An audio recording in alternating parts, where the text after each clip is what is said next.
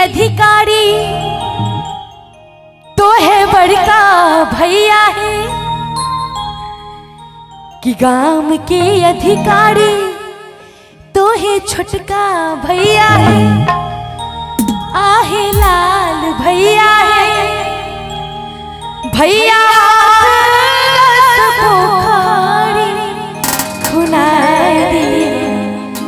चंपा फूल लगा दिया।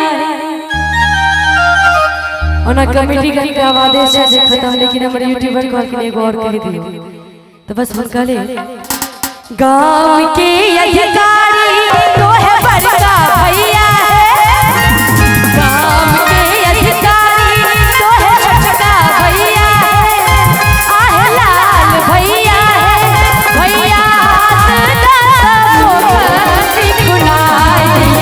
चंपा फूल लगा दिया है भैया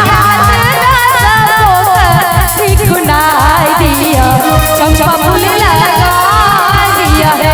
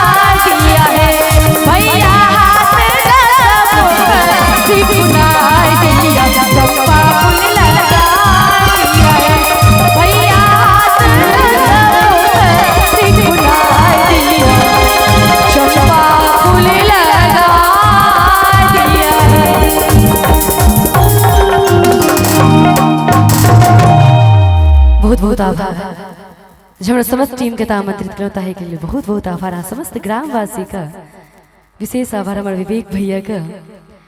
अरे नहीं हर साल बजबेत रहबे हमरा अखन दुइये बेर भेले हम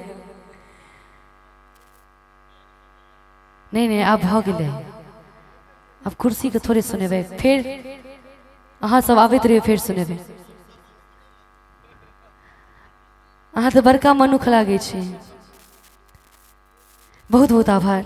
जय मिथिला जय मैथिली जय माँ जानकी। धन्यवाद।